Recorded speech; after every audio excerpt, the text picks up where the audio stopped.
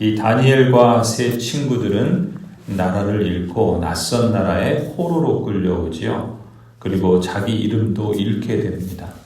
하지만 그들은 끝까지 잃어버리지 않고 지킨 것이 있었죠.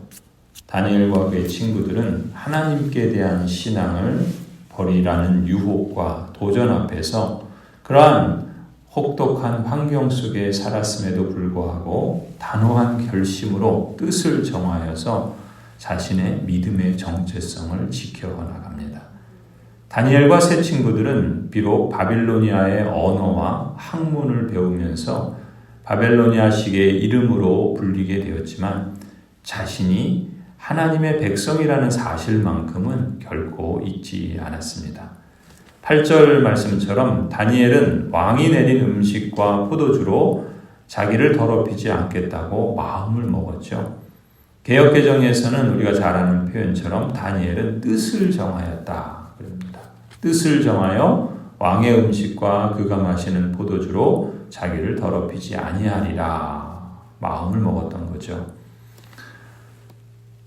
이렇게 새로운 출발은, 새로운 시작은 뜻을 정하는 데서 출발한다고 볼 수 있습니다. 비록 혼돈 속에서 또 혹독한 환경 속에 있었지만 자신을 지키기 위해 뜻을 세웁니다. 또한 계획한 바를 이루기 위해서 뜻을 세웁니다. 이런 점에서 뜻을 세우고 정하는 것은 일종의 경계선을 만드는 것입니다. 신앙과 세상 사이에 경계선을 세우는 것이죠. 그리고 그 경계선을 넘어가지 않겠다고 다짐하는 것입니다. 다니엘은 자신을 바벨론 왕에게 맡기지 않고 하나님께 맡기고 살기를 원했던 겁니다. 바벨론이라는 세상에 살지만 세상을 따라서 살지 않고 하나님 나라에 속한 백성답게 하나님의 뜻을 따라 살기를 원했습니다. 이것이 다니엘과 세 친구가 세운 신앙의 경계선이었습니다. 우리도 이 세상에 살아가고 있지만 하나님의 통치를 받으며 살겠노라. 이처럼 믿음의 정체성을 지키기 위해서 뜻을 정하는 것, 오늘 우리 그리스도인들이 지키고 회복해야 할 참으로 귀한 정신이라 믿습니다. 그런데 이렇게 뜻을 정한다고 순탄한 대로가 있는 것은 아닙니다. 뜻을 정하여도 그 앞에는 오히려 더 어려운 길이 놓여 있을 수도 있습니다. 하나님의 뜻대로 살고자 하는 사람에게는 시험과 도전과 반대가 찾아오기 마련이죠. 다니엘도 그랬습니다. 그 세 친구도 그랬죠. 다니엘이 뜻을 정하여서 환관장에게 간청을 하지요. 하지만 거절을 당합니다. 10절을 보면은 환관장이 다니엘에게 말하였다. 너희가 먹고 마실 것을 정해주신 분은 나의 상전이신 임금님이시다. 임금님께서 너희의 얼굴이 너희와 같은 나이의 젊은이들보다 더 상해 있는 것을 보시게 될까 두렵다. 그렇게 되면 너희 때문에 내 목숨이 임금님 앞에서 위태롭게 될 것이다. 환관장의 입장에서는 당연한 얘기죠. 그가 감독하고 있는 다니엘이나 세 친구들의 건강이 다니엘이 요구한 대로 했다가 상하기라도 하면은 그 문책을 누가 당하겠습니까? 환관장 자신이 당하겠죠. 그러니 자신이 그 위태한 일을 뭐하러 감수하면서 이런 모험을 시도하겠습니까? 다니엘이 뜻을 세우고 그것을 이루기 위해서 그렇게 나아갔지만 그러나 그렇게 순탄하게 길이 열리지는 않았던 겁니다. 그래서 다니엘은 그 또 감독관에게로 찾아가지요. 이 다니엘이 뜻을 정하고 그것을 이루기 위해서 무조건 자기 힘으로 그렇게 투쟁하거나 싸우려 하지는 않습니다. 하나님께서 오히려 역사하실 수 있도록 자신이 비켜서야 하는 것을 배우게 되죠. 하나님의 역사로 환관장과 그들의 감독관이 볼 수 있도록 그렇게 시도합니다. 9절 말씀이죠. 하나님께서 다니엘이 환관장에게서 호의와 동정을 받도록 해주십니다. 그리고 감독관에게 그래서 요청을 하죠. 그리고 14절에 그래서 감독관은 그 말을 따라서 열흘 동안 다니엘과 세 친구들의 요청대로 시험을 해봅니다. 어떻게 됩니까? 하나님께서 은혜를 베풀어 주셔서 다니엘이 자신이 세운 그 뜻을 지킬 수 있도록 허락하여 주실 뿐만 아니라 17절에 보니까 하나님께서 이 네 젊은이들이 지식을 얻게 하시고 문학과 학문에 능통하게 하셔서 그 밖에도 다니엘에게는 환상과 온갖 꿈을 해석하는 능력까지 주셨다. 그 열흘 동안의 시험을 통과할 뿐만 아니라 하나님께서는 이들에게 지혜를 주시고 또 문학과 학문에 있어서도 다른 어떤 사람들보다 젊은이들보다 뛰어나게 그렇게 역사해 주십니다. 오늘 우리가 이 본문에서 주목할 점은 바로 이러한 표현입니다. 우리가 어제 1장 2절에서 이 나라들의 흥망성쇠를 주관하시는 분이 하나님이시다라는 것을 보았죠. 말하자면 하나님께서 역사의 주관자이십니다. 모든 역사를 움직이시는 주어가 바로 하나님이시라는 겁니다. 그런데 오늘 본문을 보시면 또 17절에서도 9절에서도 하나님께서 역시 주어의 자리를 지키시면서 언약 백성의 삶 가운데 역사하신다는 것을 알 수가 있죠. 17절에 시작을 어떻게 합니까? 하나님이 이렇게 하죠.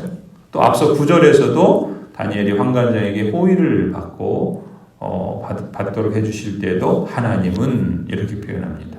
하나님께서 일하시고 하나님께서 역사하신다라는 것을 다니엘에서는 우리에게 확연하게 보여주고자 했던 것이죠. 하나님께서는 뜻을 정한 하나님의 사람들의 마음과 결심을 아십니다.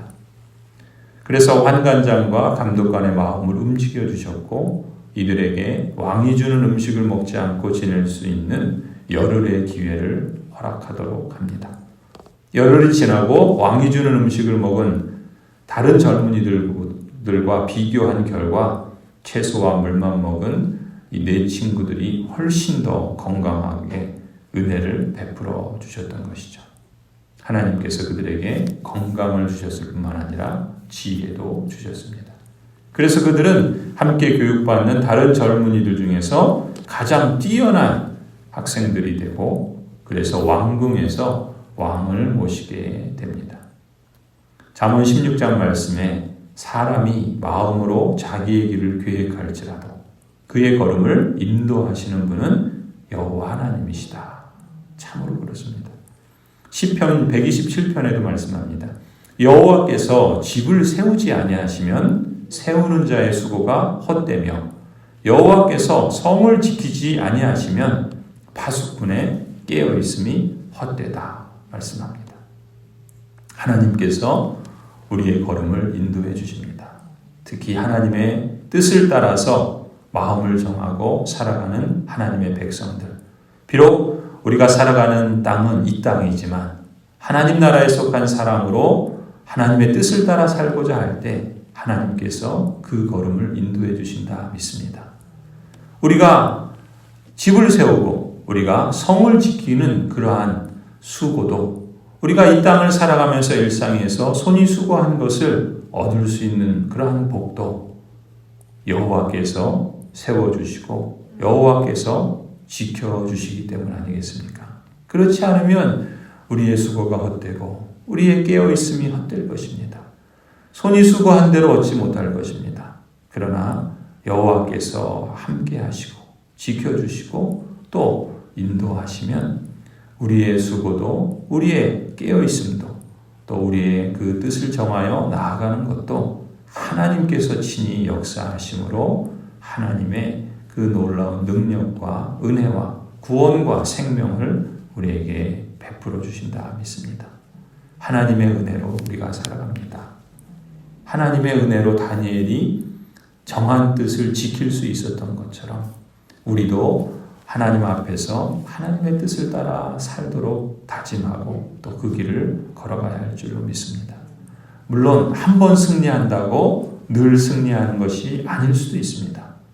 그러나 한 번 승리의 맛을 보고 또 그 하나님을 신뢰하며 나아갈 때 그러한 시작은 결코 작은 것은 아니라 믿습니다.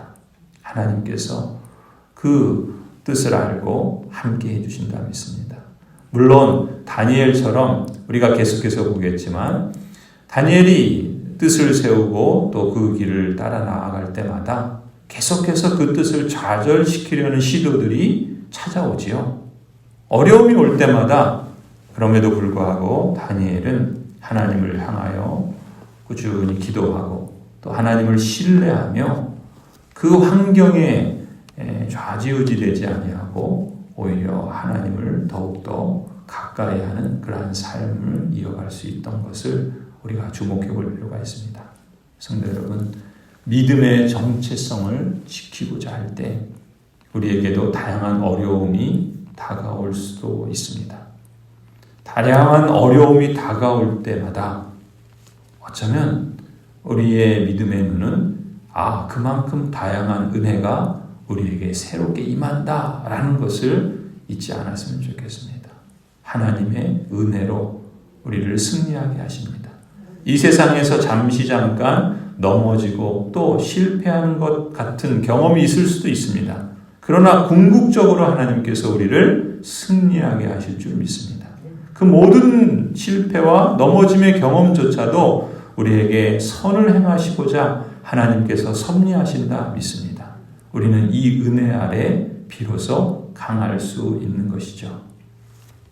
참으로 우리 인생의 주어이신 하나님께서 뜻을 정하여 믿음의 정체성을 지켜나가시는 여러분 모두에게 이 놀라운 은혜를 지속적으로 충만하게 내려주시기를 간절히 축원합니다.